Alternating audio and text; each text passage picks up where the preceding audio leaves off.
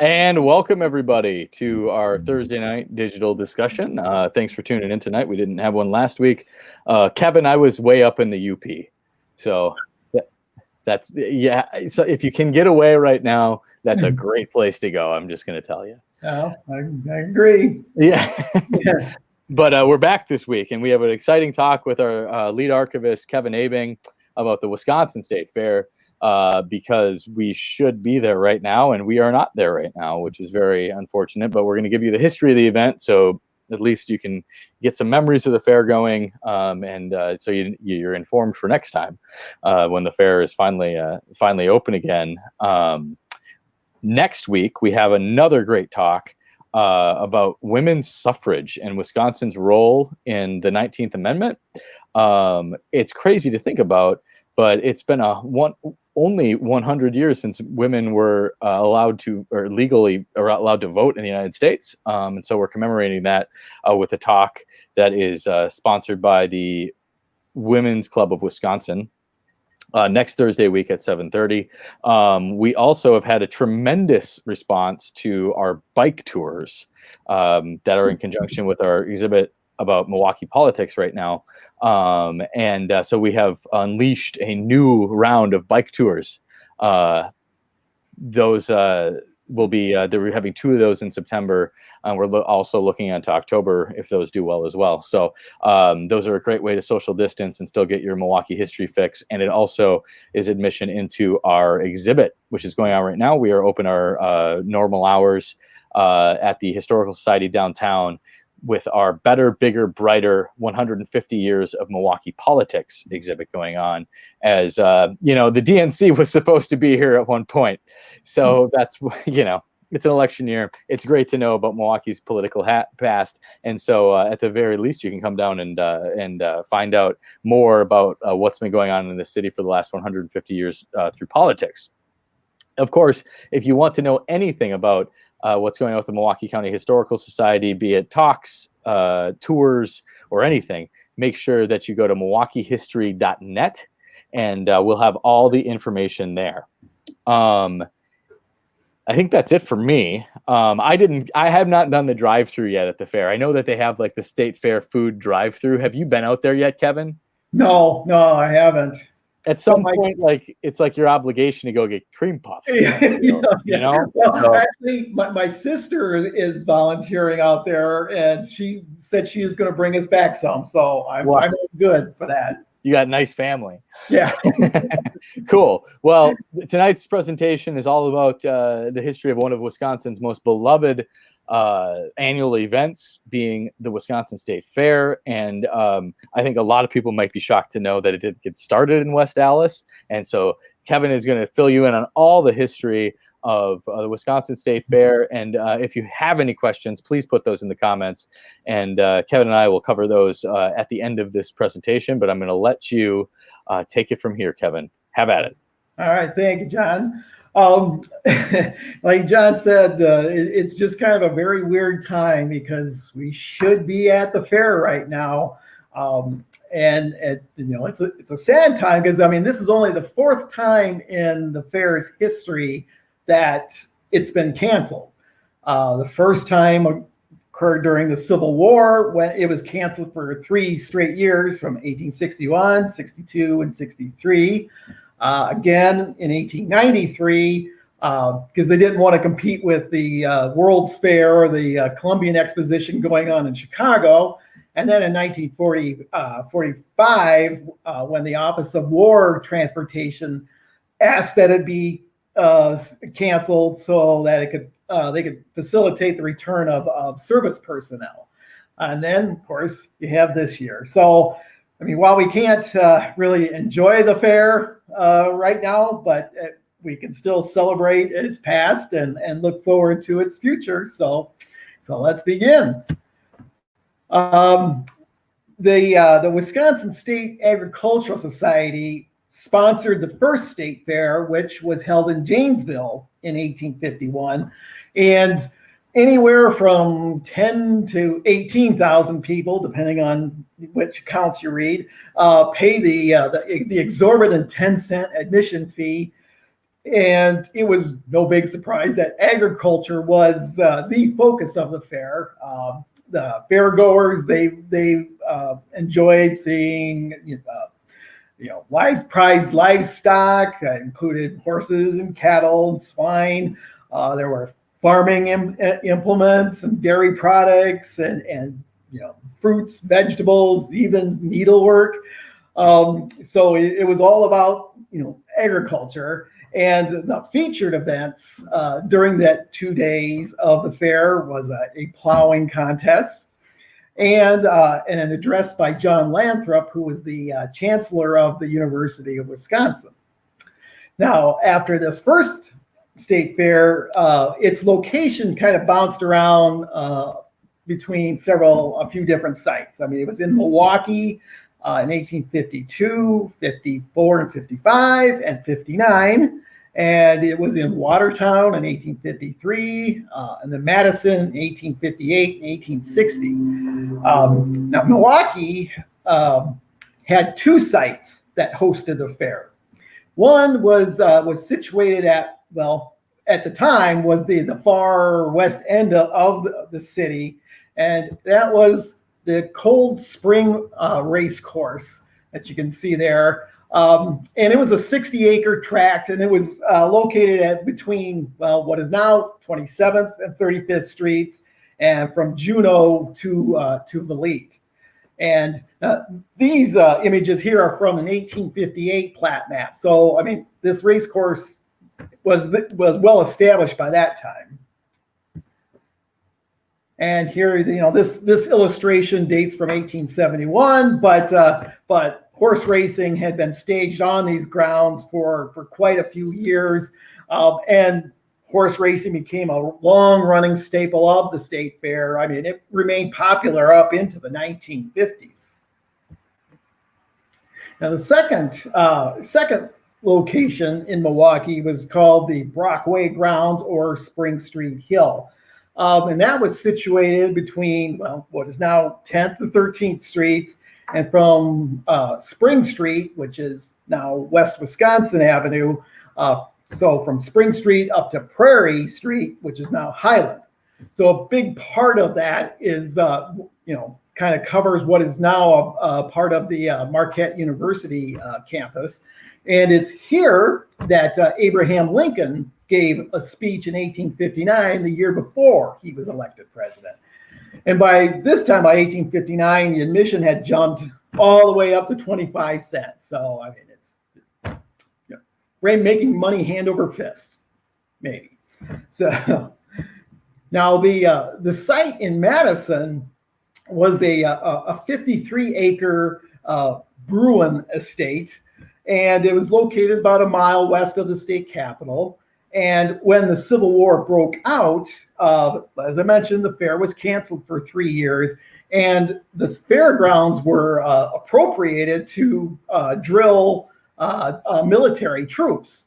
And the name of those grounds was changed to Camp Randall. And of course, it's now part of the University of Wisconsin campus. And once the war ended, the fair continued to kind of rotate between various locations. I mean, it was held in Madison, in Milwaukee, but also Janesville again, and then Fond du Lac as well. But Milwaukee was chosen as the permanent site for the fair in 1886, and it continued to be held at the Cold Spring grounds, which you can see. This is from an 1876 plat map of Milwaukee, and the Cold Spring race course you can see to the upper right there in section 24. But in 1891, the State Fair, the Agricultural Society, they purchased the 160-acre George Stevens Farm, which is located on the southern end of Wauwatosa Township in section 33. Here you can see a kind of a close-up, and you can see there was a race course already located on those grounds. So it made perfect sense to become part of the state fair fairgrounds. And the farm was purchased for $136,000 or $850 an acre. So I mean that was pretty decent money back then. And the first fair that was staged on these new grounds was in 1892. And already, by 1892, there was a new 6,000 seat grandstand. There was a dairy hall, an agricultural and horticultural building. There was an art building, a women's pavilion, several barns. And despite some bad weather and some train and streetcar delays, and the fact that there was no legal sales of beer on the fairgrounds, it was still deemed a success, because the attendance was an estimated 60,000 people. So it did pretty well. Now, with the fair firmly established in these new spacious grounds, the event, it continued to grow and become ever more popular.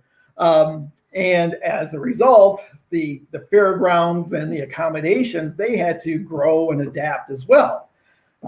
In this early 20th century view of the fairgrounds, you can still see that there are plenty of tents that were still there, and there's some temporary structures. And over the course of the next few years, much more permanent and much more larger and permanent accommodations made its way onto the landscape, and so we're going to take a look at some of those changes here. Because in 1904, state fair officials, they got $100,000 from the state legislature to improve the grounds and for new buildings, and they put every penny of that to good use. Is it 1905? A new stock judging pavilion, or a livestock pavilion, was added in 1905. And this building, eventually it became what was called the Coliseum, and the Coliseum remained part of the fairgrounds until it was raised in, I think, 1975. And then a new Coliseum was built on that same spot. So this was, kind of like the epicenter of the state fair. They even had an aquarium. This photo here is from like 1910. And this building remained on the fairgrounds until it was raised in 1966. So it's kind of another cool, interesting part of the fair. However, the fair hit a bump in the road in 1914 when a tornado destroyed the cattle barn, and then it kind of led to fires that burned down quite a few other buildings as well. But undaunted, despite that setback, this building program, it continued. In 1917, here you had a new poultry barn that was added. So it just kind of kept on going from there. And as you can see in this 1921 aerial view, I mean, the fairgrounds has grown by a lot. I mean, it's a big complex of buildings that were in place by 1921. Now here is another aerial view from about 1935. And that fair is kind of notable because they set a new attendance record with 360,000 people, primarily because there was a stretch of really, really good weather. But another important fact is that by this time, the state fair became self-sustaining. And really, it's because, you got, the permanent racetrack, this, large, infrastructure, and, it's access to railway. You can kind of see the railway there towards the northern end of the grounds. And all those factors really led to, it being named the permanent location for the fair, but then also helped it prosper as much as it did. Now, despite the devastated economy during the Great Depression, the building program continued, and several new buildings were built as part of the Works Progress Administration, or WPA, one of the New Deal programs under Franklin Roosevelt. And one of those buildings you can see here was the new horse barn, which was completed in 1937. And here you can see a completed view. This photo is from 1940, so it's quite a substantial building. Now, another of the WPA projects was a new grandstand, which was completed in 1938. And kind of in conjunction with this project, a new football field was put in place in the infield and the racetrack. And it was specifically for the Green Bay Packers to play on. And not too many people might know or remember that the Packers won an NFL championship in 1935, or 39, I'm sorry, when they defeated the New York Giants at the State Fairgrounds. So a notable event in Packer history. Now, and before I jump to here, there was another kind of facelift that occurred in 1948, and that coincided with the state centennial. And part of that facelift included a new press and radio facility for live broadcasts. In addition to that, the Alice in Dairyland event began, and one of the features of that program, if you will, was a large 10-foot tall mechanical Alice automaton who greeted visitors to the dairy hall and would answer questions about the dairy industry. And I can only imagine that the kids were scared and stiff by that, but it's part of the fair experience, right? So now this is a really great shot of the Coliseum, or that former livestock, the judging pavilion. This dates to about 1958 or so. And here is another view of the Coliseum from about 1977. And this particular photo was taken by a local photographer named Ray Chopre. And his collection of images is just one of many that we have at the Historical Society. And we try to incorporate all these photos as best we can into our various presentations. And all of these images and collections, they're available for people to look through. And if they're interested in getting a reproduction made, more than happy to make that happen. All right, now here's a more recent view of the fairgrounds from an internet photo here. And there's some of the newer or more recent additions. Well, of course, the expressway was in place long before this, but it definitely helped increase access to the fairgrounds. But you had other new buildings like the Tommy Thompson Youth Center, which was completed in the 1980s. Of course, the Pettit Ice Center, which opened in the early 1990s. And by 2003, there was the new Expo Center. There was a new agricultural village, a two-level livestock barn. There was a new archway on the 84th Street entrance. So I think it's pretty safe to say that this building program, it's never going to end. I mean, there's always going to be upgrades, and that's what makes it great, because there's always going to be something new to see.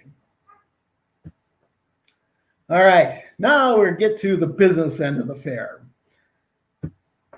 And from the very beginning, prize-winning livestock has always been an integral part of the fair. And Wisconsin, being the dairy state, of course, they had to include dairy cows, but the competition for like the prize-winning steer, has become a huge deal. The governor's blue ribbon livestock auction is like one of the highlights of the fair, and the winning bid for the 2019 prize, our grand champion steer, was $47,500. So it's become big business as well. And of course, horses have always been a part of the fair. In more recent years, they've had driving competitions or pulling competitions with like 6-horse and 16-horse hitches, and you see all types of horses. Belgians to Percherons to Clydesdales and pretty much anything else, everything in between. And beyond the livestock, you get the cattle and the horses, you got hogs and sheep, donkeys, and there's all sorts of other animals that have become star attractions at the fair. Now, the state fair has always made it a point to promote Wisconsin's agricultural products, and here you see a stand, promoting produce from various orchards around the state. Here you see this is a photo dates from 1940, and they're promoting. Well, I guess that's supposed to be like a big bucket of, I don't know if it's like a butter churn or just a big bucket of butter that was produced by Wisconsin cows, but it's a cool shot nevertheless. Now here we have a photo of President William Howard Taft, and he's giving a speech at the State Fair in 1909. And I'm sure you're all wondering, what the heck am I doing including a photo of President Taft in this discussion about dairy products? Well, to commemorate his visit to the State Fair, fair officials, they put up a prize for a sculpture of a bust of President Taft made out of butter. Now, President Taft was a very large man, and I can only imagine that those poor cows had to work overtime to make enough butter to fulfill that task. And of course, this is a brewery exhibit that was put on in 1946. The post-World War II emphasis was on kickstarting the domestic economy, and this exhibit emphasized the role that Wisconsin played during the war. By all these different byproducts from the grains and barley, malt, etc. It was just to show that there was more to Wisconsin than just producing beer. I mean, there's all sorts of other byproducts that were made from Wisconsin products. Now, the fair not only educated people about Wisconsin products, but it also helped introduce new technologies or help popularize existing technologies. For example, like in 1904, electric lighting was provided for the fair, which allowed them to extend fair hours and have the first quote-unquote night fair. A phone system was put in place in 1905. The first passenger liner in the U.S., which was developed by a Milwaukee businessman named Alfred Lawson. But that first passenger liner was put together at the State Fair grounds in 1919. In 1932, the University of Wisconsin College of Engineering, they had an exhibit or displayed TV equipment. I mean, that's pretty early, 1932. And in this 1940 photo, which was taken by Harold Stanfield, who was a Milwaukee Journal photographer. But here you can see where fair goers, they could experience the latest improvements in radio. A little bit more recent than that, like in the 50s, especially after the Soviets launched the Sputnik satellite in 1957, space technology became really popular displays. So they're always on the cutting edge, trying to show what's new and exciting about, going on in the world. But there was more than animals and technology at the fair, because there was also thrills and spills and chills. And one of those early thrills was that balloon rides were made available. This advertisement here is from 1879 for the fair at Madison, but balloon rides were offered as early as 1859. So, I mean, I'm sure that was a big thrill for people to go. I don't know how high they went, but it must have been a thrill nonetheless. And kind of staying with that aviation theme here, dirigibles made their first appearance at the fair in 1903 and continued on for many years after that. This photo dates from, I think, from the early 1930s. So, they were always a part of the fair. Then the really new innovation in aviation was the early airplanes. And this here was the first flight in Milwaukee in 1910. And the aviator, or the pilot, his name was Arch Hoxsey. And he made this flight from the racetrack at the fairgrounds on September 13th in 1910. And just a few weeks after this flight, Hoxsey gave Teddy Roosevelt a ride in an airplane, making Roosevelt the first president, or former president, to the first one to ever ride in an airplane. Tragically, at the end of this year, December 31st, Hoxsey was killed when his plane plummeted to the ground from a height of like 7,000 feet. So a bad end. Now, the first flight over the city of Milwaukee took place the following year, in 1911. Lincoln Beachy was the aviator here, and he took off from the state fairgrounds, flew over downtown Milwaukee, circled City Hall, and then made his way back to the state fair.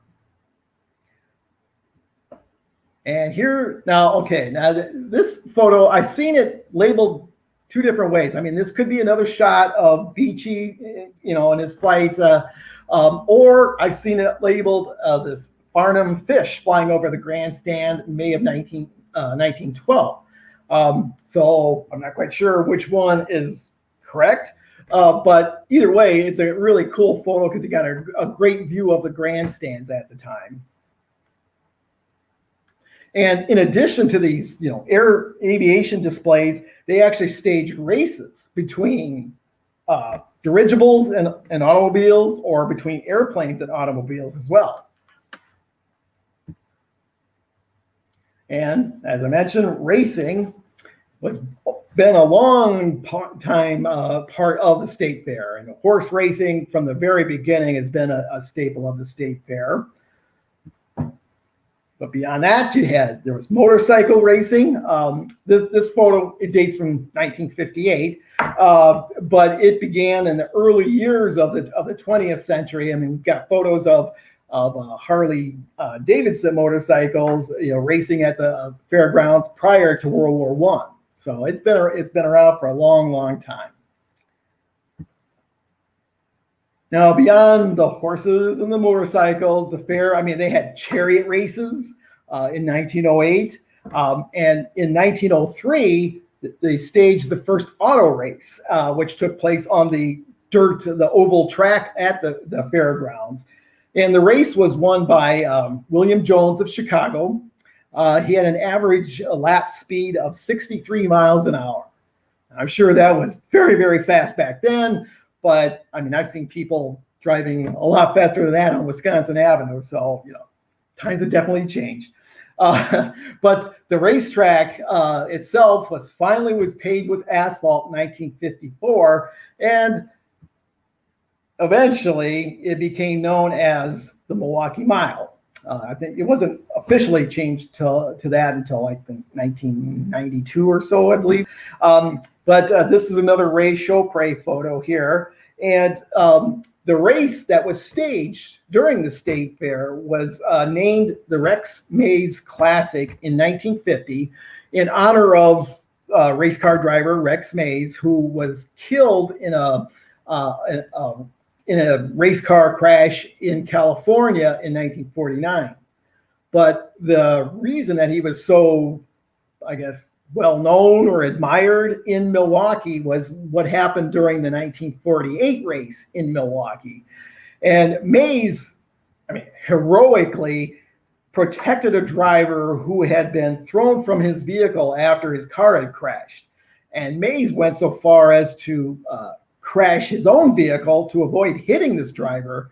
Then he got out and tried to direct traffic, around this helpless driver on the track.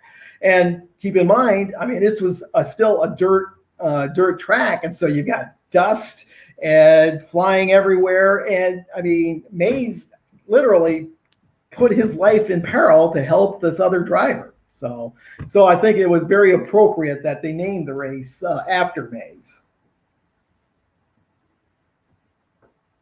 But people didn't have to go to the auto races to see crashes, because the fair, they staged a number of these kinds of spectacles for the amusement of onlookers. In 1902, they arranged it to have two train locomotives crash into each other to the cheers of the crowd. Here you see in 1938 a quote-unquote real car crash. Ironically, this was sponsored by the Kenosha Safety Car Company. So maybe they're showing how not to drive cars. I'm not sure, but it was all for the amusement of the crowd. And of course, there's always daredevils. This is a shot from 1938 or so. And this is Lucky Teeter, I believe his name was, and his hell divers, I suppose. So you get all sorts of thrills and chills and spills. But not all the entertainment at the fair was the heart-pounding variety. I mean, there were some more genteel types of entertainment as well. Musical acts, entertainers, well-known personalities had become staples at the state fair. And some of the acts might have been considered, rather bold or controversial. Like here you see in 1927, this program included an ad for a jazz ensemble, which some people might have considered to be, like I said, might have been controversial. And here you see some shots of this crowd gathered to see Douglas Wrongway Corrigan in 1938. And Corrigan was an interesting character. He had worked as an airplane mechanic, with Charles Lindbergh, among others, I guess. But he always wanted to be a famous aviator like Lindbergh and fly across the Atlantic.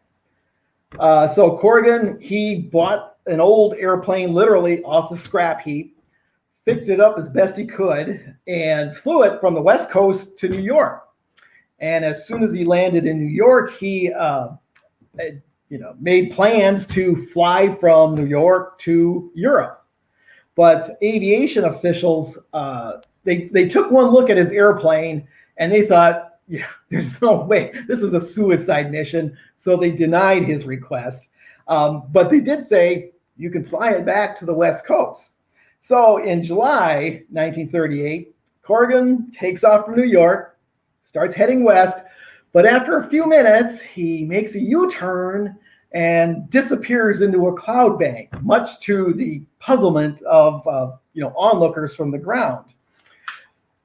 28 hours later, he lands in Dublin, Ireland. And Corrigan claimed that he got lost in the clouds and his compass had malfunctioned. Now, nobody bought that story, least of all the aviation officials, because they suspended his license. Nevertheless, Corrigan, he stuck to that story. And when he got back to the U.S., they shipped him and his plane. They crated that up and shipped him back to New York. But as soon as he got back to the U.S., he had become a national hero. His license, his suspension had been lifted.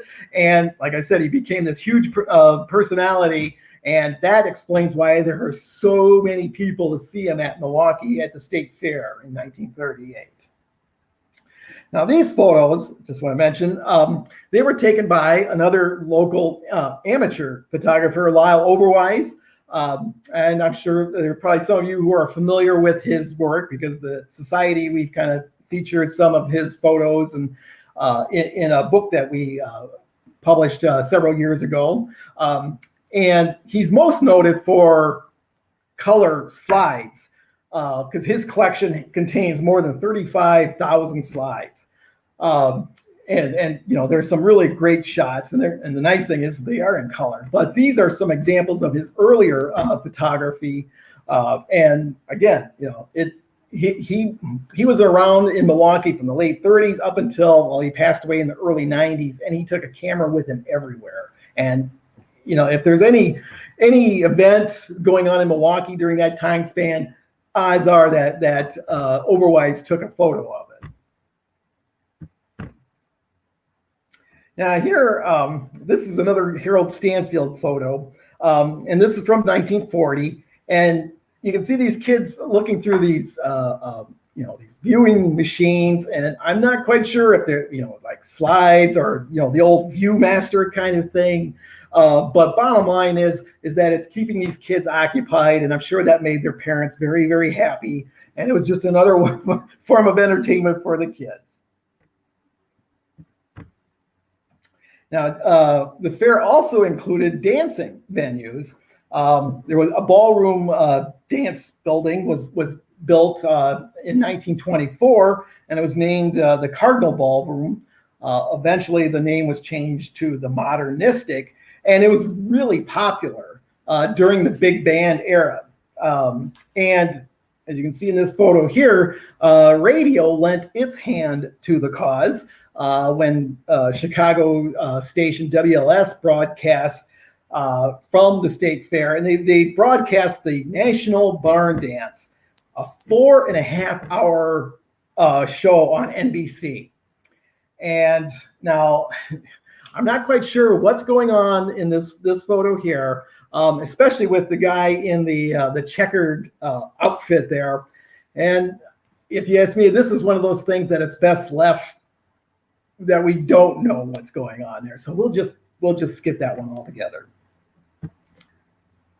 Now, other acts weren't controversial, like those jazz ensembles or anything like that. Here you see a 1958 program advertising Roy Rogers and Dale Evans.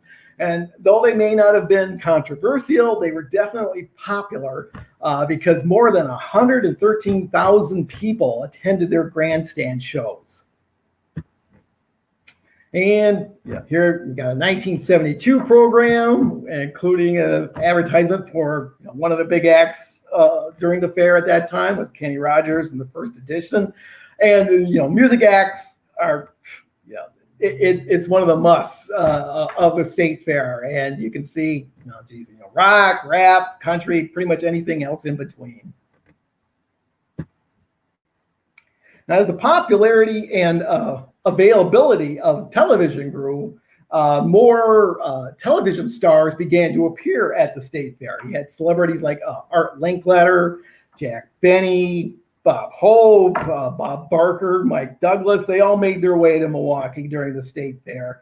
And in 1964, the grandstand theme was the roundup of stars, and it included actors and actresses from the Beverly Hillbillies and Bonanza TV shows. And now you may be wondering what this red line on the state fair map is here, and that was the route that the Alice Chalmers tractor pull took. And it was just a people mover, and I guess you could consider this a form of entertainment as well. Now, the fireworks have been part of the state fair since 1905, and the displays, fireworks displays, they had themes over the years. For example, the 1905, the theme was the Siege of Port Arthur, which was from the Russo-Japanese War. In 1909, the theme was the burning of Chicago, which seems kind of mean-spirited, but it's a friendly rivalry, I guess. In 1918, the theme was, of course, World War I, or the World War. 1947, the fair was Heavens Aflame. And I don't know if that was like a reference to the atom bomb or, just the rocket's red glare. But, either way, there's always a distinct theme that each of the fireworks displays had. And of course, from 1921 onward, there was a permanent amusement park at the State Fair Park. This is a photo, an aerial view from 1929, and you can see very clearly here the roller coaster that was in place then. And I mean, it looks to be a really substantial roller coaster as well. And here you've got a better, I guess, or at least a color view from about 1955 from what was called the White Dragon. And here, this 1940 photo shows young fairgoers in line, and it looks to be like quite a long line to get on one of the rides at the Midway. And here are a couple more Lyle Oberweis photos from 1949, and their views of what he called, and I don't know if it's officially called Midway Street, but that's what Oberweis called them. And you're looking on the left, you're looking to the north, and then to the south in the photo on the right. And Oberweis, I mean, he went to the fair pretty much every single year. And so we've got a lot of, good photos documenting what went on at the fair over, decades, really. And one of the things I just want to point out in the photo on the left, you can see the newsstand or broadcast stand there, and which had become commonplace to broadcast for news stations to broadcast live from the state fair, and that's still going on. And here's a couple of I think are really cool photos from 1939. The Midway at dusk. I mean, it just gives you a really cool sense of being there. It's getting dark and the lights are coming on. It's just a really cool photo, I think. Okay. And I mean, Oberweis, he was fascinated by the Midway and all the shows that went on there. And he went out of his way to capture all those many acts. And here you see from 1950, the Aqua Thrills. And you don't really always associate the 1950s with what you call six-pack abs, but the guy in the photo there, I mean, he looks pretty ripped. So maybe he was ahead of his time, but it's a cool photo. And here you see the Midway. This is like circa 1958. This photo was taken by another one of from our collections, Henry Sonneman. And of course, the merry-go-round is an absolute fixture at the Midway. This another Ray Chopre photo from 1969. Another event. Oh, I'm sorry. More current view of the Midway. Now, kind of in conjunction with the State Fair was this other event, was the Dairy Parade. Started in 1937 as a kind of a promotional event for the Dairy Day at the State Fair. And you have these floats from counties all around Wisconsin that would carry the various contestants for Wisconsin Queen of Dairyland from the lakefront along Wisconsin Avenue and then on 68th Street to the State Fairgrounds. And here's an image from the Dairy Parade in 1938. And I'm not quite sure if this is supposed to be like a tank or what the heck this is, but it's advertising Wisconsin cheese, and you made brick Munster cheese, and of course you got to have a brick cheese turret on there. So I'm not quite sure again what their what the point of this is, but it's a cool photo. And of course you can't talk about the State Fair without talking about the food. The first permanent food stand at the state fair was Millie's Italian Sausage, established in 1932, and it's still going strong. And the number of food stands has exploded from that early start. And early on, the fair food was pretty conventional, kind of more in line with promoting Wisconsin food products, that kind of thing. Like here, this is a 1940 Harold Stanfield photo. And here you see some more, what otherwise called Dining Hall Street. You can see on the left, and then on the right, close up of some food concession stands. I don't know what a spud nut was. I don't know that it sounds all that appealing either, but it was part of the fair at the state fair. And here you see, this is a shot from 1953. And as you can see, the number of food stands has increased by leaps and bounds. And here's another Henry Solomon photograph from about 1958 or so. But I had this here to point out, you can see Millie's Italian Sausage off to the left. And like I said, it's still there.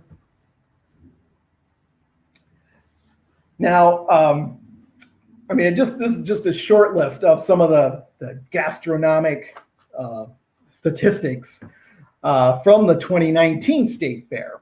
So, for example, Saz's sold almost 65,000 deep fried mozzarella sticks. The Wisconsin pork producers, they served more than 20,000 pork chop sandwiches. The Wisconsin Cattlemen's Association sold more than 14,000 ribeye sandwiches. The Wisconsin potato growers served more than 41,000 baked potatoes. And the Real Wisconsin Cheese Grill sold nearly 60,000 grilled cheese sandwiches. So there's a lot of food. And there's always something new. And that's been, I guess one of the more popular things in the recent years is that the food vendors are encouraged to come up with new things to try. And like an example, 2019, some of the new things were bug tacos, snake soup, and grasshopper slushy on a stick. That's a little too exotic for my taste, but man, I'm sure there's many more daring souls out there than me that are willing to give it a shot. But good luck to you. Now, 1924 was a landmark year for the state fair, and not because there were some vendors who were fined for selling moonshine, because this was during Prohibition after all. Or it wasn't because Charles Rose began operating the Midway and did so up until 1961. So it had a very long run running the Midway. No, what made this year probably the most important year in state fair history was the introduction of the cream puffs. Now, the Wisconsin Bakers Association, they began selling the cream puffs in 1924 in the cream puff parlor, still sold there today. And they've been sold longer. The cream puffs have been selling there at the state fair longer than any other item at the state fair. And the popularity has just grown and grown and grown along with our waistlines. In 2019, more than 400,000 cream puffs were sold during the state fair. They had about 220 employees working 24/7 during that stint of the state fair, and they used like some 200,000 eggs and 17,000 gallons of whipping cream and 350 pounds of unsalted butter to make all those cream puffs. This here photo is say circa 1950, showing them making the cream puffs, and it probably hasn't changed much since then. And there's a shot of the cream puff pavilion, and it's an absolute must stop during the state fair. So prior to 2020, I mean, the fair was going as strong as ever. I mean, last year, more than 1.1 million people attended. So despite the cancellation of the fair this year, I mean, I've got no doubt that it's going to come back stronger than ever. We just need to be patient and stay safe so that we can see all the animals and scarf down all that food all next year. So thank you all for listening. I appreciate it. Wonderful job, Kevin. I'm hungry now. Thanks for all that. So if you have any questions, now is a good time to ask them. We have a few minutes just for Kevin to answer any questions you might have about the fair or about the collections that you saw there that we have at the Milwaukee County Historical Society. I will start, and that being, so your like era of research that you've done a lot of is during World War I. And you talked at the beginning about years that the fair has been canceled, right? So I noticed that when you talked about that, the past pandemic of the flu of 1918 was not in that year. It was not mentioned in the cancellations. Right, yeah. Because actually that Spanish flu pandemic didn't really hit Milwaukee until after the fair was over and done with. So it didn't affect the fair at all, in 1918. And fortunately, it had pretty much dissipated before the 1919 state fair. So wasn't an issue. We had Dwayne here checking in. He says the record for the grand champion steer exceeds $60,000. That sounds like a burger. Yeah, one very big burger.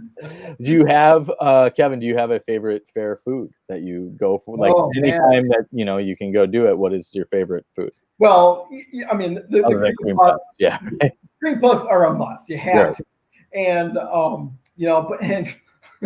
I mean, you could go several lifetimes and not try every different thing that, that's offered at the fair. I mean, my wife and I always try to do, at least one new thing every year. And I can't remember. I think it was like, was it last year? The chocolate covered bacon or something. That's mine. Really? It's so good. Yeah. I love bacon. That's well, I mean, bacon makes everything better, but with chocolate, I'm not so sure. It's a salty sweet thing. It's I guess. So. If you've had a couple at the beer tent, then chocolate bacon is the way to go. Before or after you have a few drinks. Doesn't matter. Order it. Okay. All right. We were talking kind of about this before we went on tonight. And so I don't know if you know more about this, but Leroy says, at what point did all 72 counties have representation at the fair? It seems transportation from up north may have been an issue early. So do you know about like the involvement early as far as other counties rather than just the southern part of the state? Well, and that's a good question. And boy, honestly, I don't know that I could give you a precise answer. And yeah, I'm sure. I mean, especially in the 1850s, 1860s, 70s, it was tough to get livestock from up near Superior down here. But I mean, the railroad transportation was such that it could be done. So I'm sure it probably before, not too long after the fair started, they probably did have almost all of the counties represented. Well, and that might be a reason that there are a couple of smaller state fairs throughout the state, is they were sending them their best from those. I'm hypothesizing here as I'm not a state fair expert. But me neither. All right. Oh, and then so just to recap here, because Leroy had another good comment of the first year of the cream puffs, as you mentioned, 1924. So it means we're coming up in just a few years on the 100th year of the cream puff. I can't even imagine what they've got planned for that. I mean, it's going to be a monster-sized thing, I'm sure. But we'll have to wait and see. We're in election year right now, and Ray wants to know if any presidential candidates ever campaigned at the state fair. I have to imagine, yeah. Well, I mean, I know presidents have visited the state fair. like I think Rutherford B. Hayes was there in 1876. I have to check my note here. What was that? 1878. Ulysses S. Grant, of course, this was in 1880. That's after he was done. Yeah. And of course, I had that photo of Taft. Now I don't know if they made the State Fair a campaign stop or not, but they definitely visited during the State Fair. Well, and Wisconsin state officials from all levels of government make that a must-stop place for campaigning too. Yeah. You can reach a lot of people, right? Yeah, absolutely. Well, cool. Well, Kevin, thanks so much for the presentation about the history of the State Fair, and hopefully next year we won't have you doing this presentation, and we can be all eating cream puffs and drinking beer and chocolate-covered bacon and all these things. Wouldn't that be nice? Next week, our next digital discussion next Thursday night is about women's suffrage in Wisconsin. So kind of gearing up sort of a more political topic as we have our political exhibit on right now that you are welcome to go check out at the Maine Historical Society building downtown, as well, the DNC in whatever form you want to call it is taking place too. So we're gearing up with some more political content coming up too. So women's suffrage is being covered a week from today. MilwaukeeHistory.net has more info on all things historical society, and we hope to see you next time. So cheers, everybody, and have a great weekend.